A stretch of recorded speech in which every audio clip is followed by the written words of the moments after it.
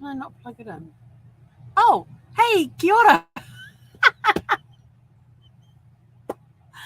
My, what am I using? StreamYard just came up and says you're not connected to the internet. I'm like, what? Didn't I not plug it in?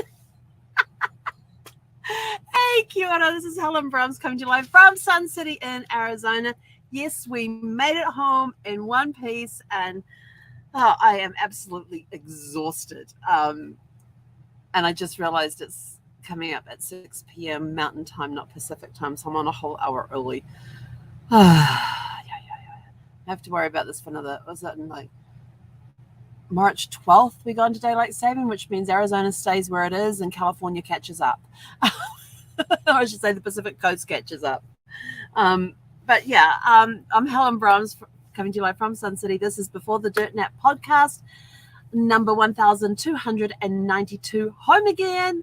And I got a super fantastic sparkling surprise today that I didn't even expect to know about, had zero clue. So the day started off good. I got out of the hotel on time. Didn't make it down to breakfast though, but that's beside the point. I had this wild hair that I now have to deal with. This is, if you'll remember from Friday's episode, which would have been 1290, I had been to Morgan and Jeff's wedding that day, and I did turn around so you could see my hairstyle at the back, which had a braid down the center and went to a braided bun. And all I did before I went to bed that night was I just undid the bun part of it, but left the whole hair braided, and took it out the next morning, and this is what happens. It's as frizzy can be. Now, I have naturally wavy hair, and when it is wet, I have discovered that since it hasn't been able to do this because it hasn't been long, but as long as it is now, when it's wet and it starts to dry, it gets these ringlets down the bottom. And it's always just been naturally wavy, but I now get ringlets. So this is dried braided hair. And it's got a mind of its own right now. So lesson learned: do not go to bed with hair in braids, because you could end up with a frizzy mess like this. But that's all okay. It's all part of the fun, all part of the learning. And just put that back there. And hi, I'm back. But got to the airport on time. Got the car. Oh, I had an adventure on the way to returning the car. This is how not in my right mind I was at the time. So I'm following the GPS on my phone to get back to the airport, and I thought, oh yeah, there'll be gas stations along the way. And I get to and it pulls me off, and it puts me right in the airport, and I'm like, there's supposed to be gas stations. I passed gas stations when I was leaving. Why are there not gas stations? They took me straight off the highway and put me into the. I need to go get gas. So let's follow the signs to the exit, because I'm sure that we can get back on that road where we exited from the returns. And I know there was gas stations down that road. So I'm driving along there, and I'm like, oh, I think this is the turn I took. And I took this turn. I ended up on the 275 going to St. Petersburg. Now, those of you who live in the area are probably already just about wetting yourself with laughter anyway. But for those not in the know, you drive for about 10 to 15 minutes before you hit the first exit. It goes across the water. It is this long bridge that just goes running along. You've got the water on either side of you. Then it goes up a little hump, and then it comes down the other side, and it keeps going very long. Helen did not know this. I was on time to be at the airport. I wanted to be at the airport at 8:20. It was 8:20. I was at the airport, and now I'm on the middle of some causeway out in the middle of I don't know where, heading towards St. Petersburg. I was like, oh my gosh, you've got to be kidding me. So I finally found an exit to pull off, only because they had gas station signs. And I found an exit to pull off. So I went off of the exit, and I thought, I've got to figure out how to get back. It's getting on in time. I need to get checked in, get my luggage checked in. And so I found somewhere to turn around and head back again. And I'd gone off at this exit because it said that there were gas stations, but it was pointing to gas stations in that to the left, not to the right, which is where the road went. And I'm like, well, how do I get to the gas stations on the left if the road's taking me right? And I had to drive like a mile or two before I came to a traffic light where I could do a U-turn. And by the time I got back to the freeway, I still couldn't find the gas station. So I was just like, screw it. I will pay the extra fee to have the rental car agency just fill it up, because right now I was stressing out. I will admit I was stressing out a little bit, especially with the time crunch, and I'll start getting a little anxious. And I kept telling myself to calm down, that everything's okay, and just to surrender the anxiety, to surrender the stress, and just be at a place of peace and calmness, because everything will work out. So we got back to the airport, got into the car rental thingy, returned the car, and I told the guy, says, "Oh yeah, your car needs servicing." It kept telling me every time I turned the ignition on, that a service was due and the oil needed to be changed.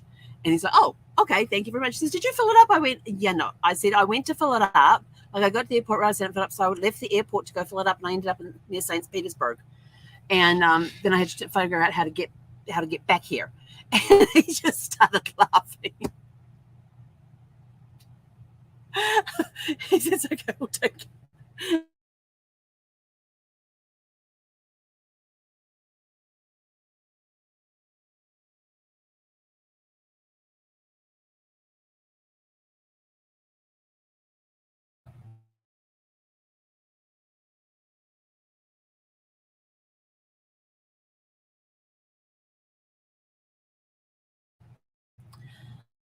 Got all checked in, and as I was nearing the train to take the shuttle to the station so I could get to the gates and everything else, they had a remote check-in place for some of the airlines, including Southwest. So I went there, and you had to do it 90 minutes before the plane was due to take off.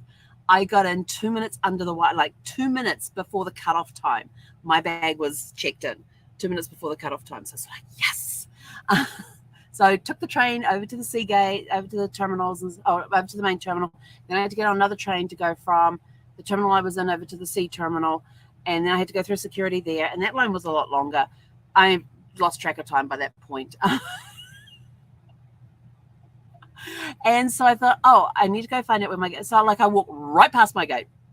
It just says, like, I just start walking down and going, okay, it's got to be down the end there. Get in, it says C30. I go, well, where's C35? I'm looking around. Oh, just past it. I thought, well, there's a book stand here. Let's see what books they've got. So I'm busy standing there looking at these books. And oh, first of all, I went across to the Body Shop. That was the very first stop I made after I got through security, because I love their shea butter. And as you can see, I'm like out of it. I love the stuff. It smells so good. But what I really love is that they have this vitamin E moisturizer, which I still have on. And what I do before a flight is that I sit there and I take out the moisturizing mask, because it's clear. It makes you a little shiny, and I put that on before any long flights, just to moisturize the skin and everything else.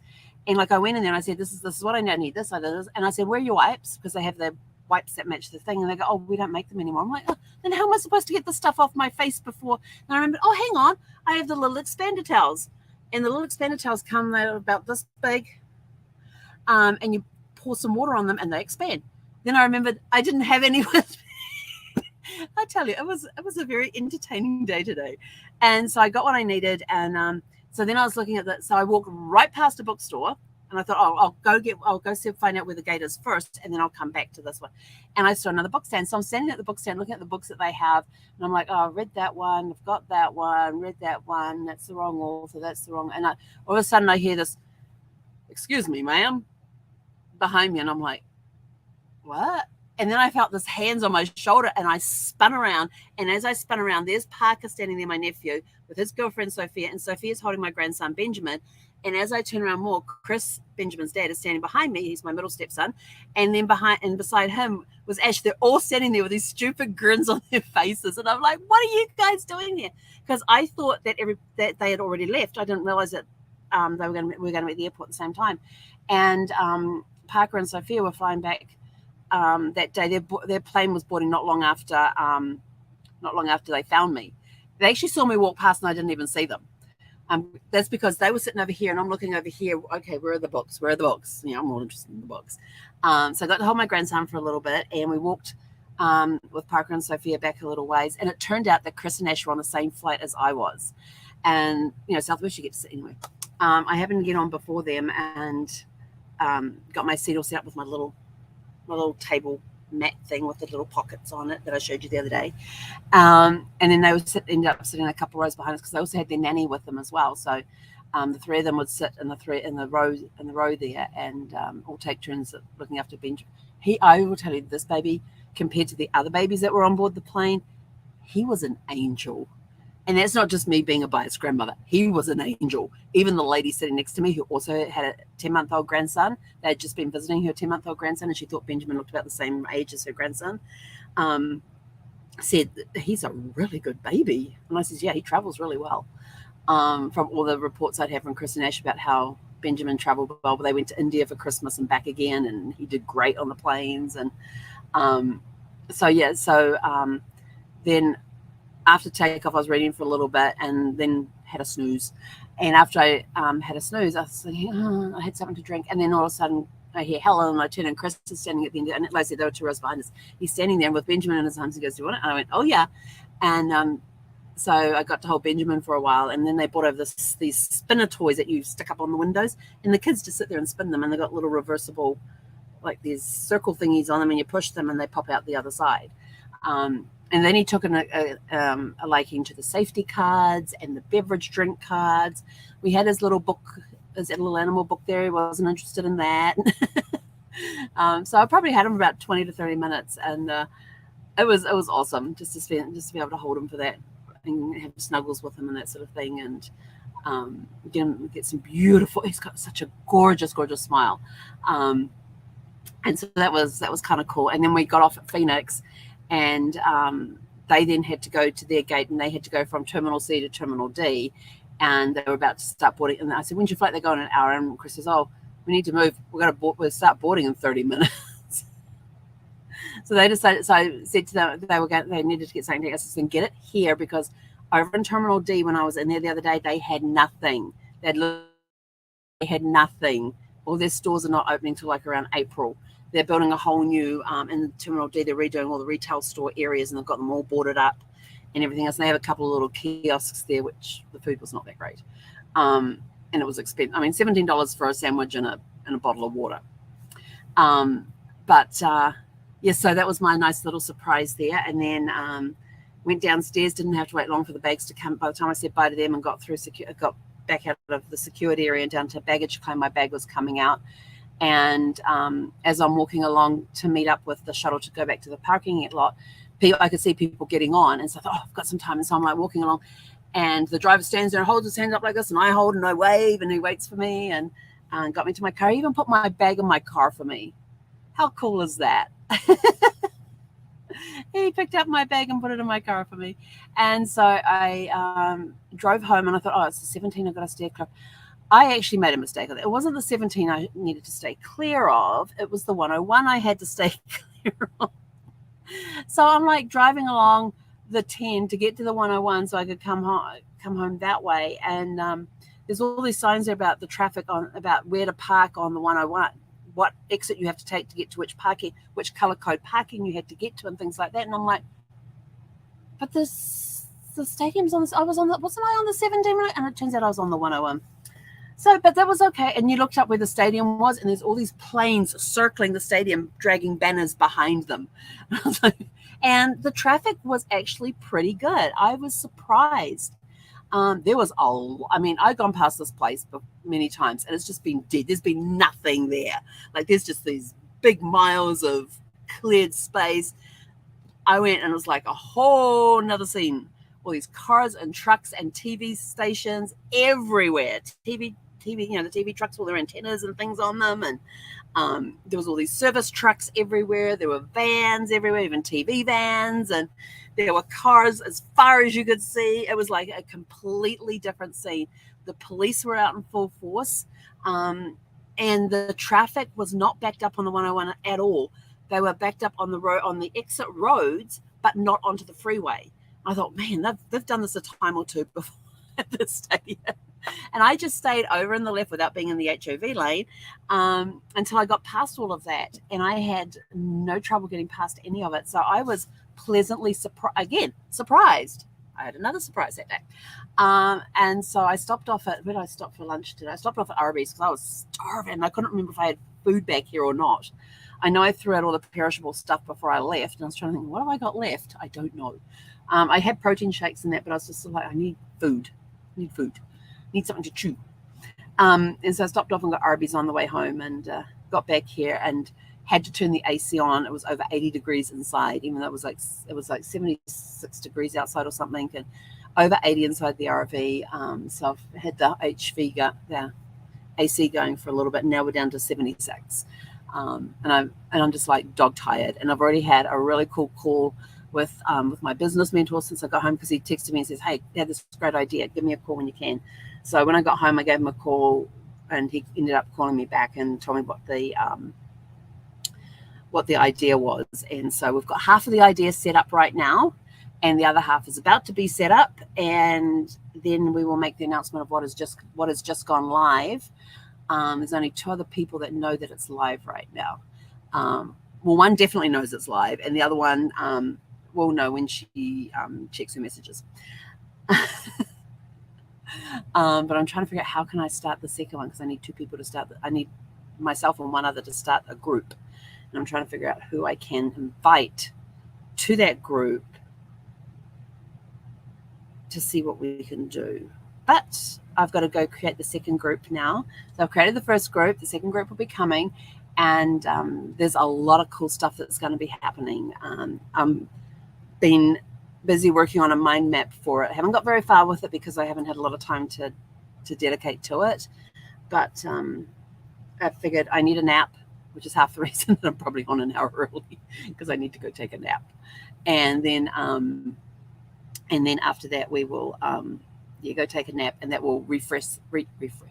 See, I can't even talk. You can tell when I'm tired. I can't talk. I ramble, and I'm just exhausted. And I haven't even finished my unpacking. And I walked in and I went, "Oh, I was supposed to take that stuff there to the storage unit." Yeah, because I missed taking it the first time. I got Zeffy coming home tomorrow. I'll have to show you the cutest picture let's see if we can show you this. My sitter sent me this picture of the Zefster. She does the same thing to her that she does to me. She suddenly pops her head up and looks at you. Oops, trying to get it not on my fingers focused. There's my little Zef. He just pops up and looks at the sitter to say, "Where are you? What are you doing?" She does that to me all the time. And gives me on the plane with my little Benjamin. He's cute. He's the cutest. He's the cutest. He's the cutest smiles and everything. Look, you can see his smiles here. Isn't that cute little smile? Oops, that's a little. Trying to get it to up my. Yeah, cute little smile he's got. But anyway, so that was kind of cool. And then I finished this. This book was excellent. It was awesome. It had a few twists and turns in here, which I absolutely love. I love how James Patterson writes as well, because it's all very short chapters, which I kind of love. Some of the chapters in some of the electronic books I read, it says down the bottom, they're like 15 minutes left, 20 minutes left, or whatever. And I'm like, really? I don't want to go that long. And then after I met up with with Chris and Ash and that, so I have to go get a book, because I said I'm going to finish my book about an hour into the flight. And so I need to get another book. The problem is that by the time I was so distracted with everything that had happened, and the fact they were going to be on the plane with me, that when I put my stuff down and sat down and got buckled in, it was after a couple came and sat next to me that I realized that I'd left this book up in the locker, up in my backpack. And I was like, ugh. And I thought, well, if I get up to go to the bathroom, I will get it then. Yeah, I got up to go to the bathroom at one point, came back, sat in my seat, sat down, got buckled in. They got in their seats and buckled in. I went, crap, I forgot the book again. And so I ended up making some notes and stuff. I had my phone with me, and my notepad, of course, was up in the backpack. And so I just sat there making notes on different things, notes on what we've got coming up, what we're releasing. I've got notes on guests I want to bring on this podcast. I've also got notes on there on just different things that were just popping into my head that I needed to write down. But most of all, the exciting part was what's going to be happening with this podcast and some of the guests I'm going to be bringing on for that, along with a addition to this, which will be coming, and then what we're working on right now, which is half done and tomorrow I'll be able to tell you about what the whole thing is so that you can come find it and join us. It's a private group. And unless you know what it's called, you can't find it.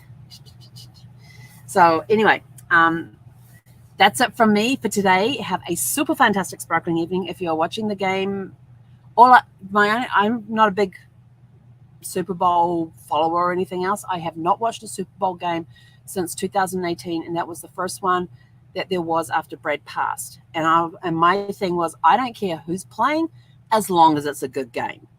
I want to be able to sit down there and as a farewell to Brad, as an honor to, as a tribute to Brad, to sit there and watch Super Bowl because he loves Super Bowls. We'd plan it. He'd either plan for people to come over, or we'll just have just a private party for two. He would sit there and watch the Super Bowl. I would watch the commercials. He'd watch the Super Bowl. I would watch the And my only wish was that on the 2018, I couldn't even tell you who. I don't even know who was playing. I don't know who won. I just know it was a good game. That was my only thing. And in the bus on the way back to the parking lot, the bus driver got talking about the Super Bowl. I says, I don't even know who's playing. And so he told me who was playing. I was like, oh, okay. And then he was telling me about how for the first time in the Super Bowl, there's two brothers that are playing on opposite teams. And I'm like, well, who the heck are the parents supporting? And that's when it came out about the mother having a split jacket, one half for each son. And apparently she's got some really good seats. She didn't have to sit on one team side or the other. She got this really good seat to sit in. This is what they're all telling me. And I'm so like, that is so cool. I says, but at the same time as you're celebrating one son, you've got to commiserate with that poor woman. But if she's brought them up right, everybody will be winners on the day. Just one team played as long. And I said, you know what? I said, as long as both teams give it their all and make it a really good game and it's not one-sided, who cares who wins? It's, one team is definitely going to play a little better than the other team on the day. But as long as both teams give their all and it's a really good game, even if if it's a really good game, it's not just a one-sided game where the other team literally runs over the other one. And I've seen some of those games, and those ones just bore me to tears. I like a good game. I like it when I see people that they're out there, they're totally into the game, they are giving it their all, and when they run out of their all, they keep going. Those are the type of games I love to watch. And it's sort of like, I don't care who wins as long as it's a good game to watch. So that's my hope. I don't know if it's still going or not. I don't know what time the start time was, but I just hope that the Super Bowl today is a really good game where everybody's out there giving their all and having a lot of fun while they're out there doing it. And when they run out of their all, they find some more and keep going. And the game is a very well fought game, played game. That's all I care about. And and sometimes you do get one team gets really higher on the scores than the other one. There's like a big difference in the things. But as long as the game was, because a lot of times you hear the phrase that the game was a lot closer than what the scores reflect. And that is a good game. So anyway, that's it from me for today. Have a super fantastic sparkling evening. I'm going to go. I am tired. I'm going to go finish my unpacking because I can't go lay down on the bed yet because my suitcase is on the bed. So I have to go finish my unpacking. I was supposed to do laundry this afternoon, but by the time I got back about 3 o'clock, I was sort of like, yeah, that ain't going to happen. Plus, when I came in, there was a whole bunch of cars over by where the laundry is, so there was nowhere to park anyway. And I'm like, they must be doing like a Super Bowl party in like the ballroom or something because all the parking spaces were taken. So they must have been doing some activity somewhere.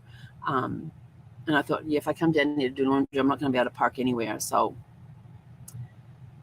I might have to do some hand washing tonight, but that's okay. That's okay. We'll get some clothes done tomorrow. And I get to see Zippy tomorrow. Oh, I'm super excited to see her.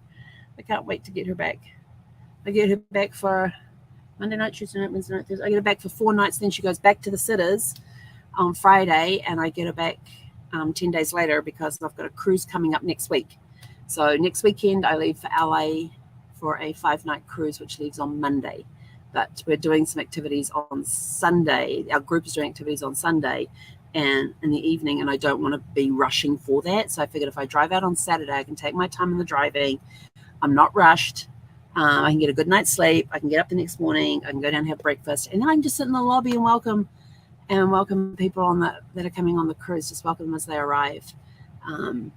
Make myself the welcoming committee, and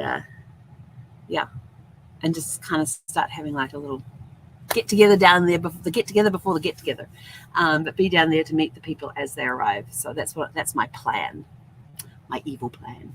Anyway, have a super fantastic sparkling evening, and we will catch you guys tomorrow evening around 6 p.m. Pacific. Hey, konera.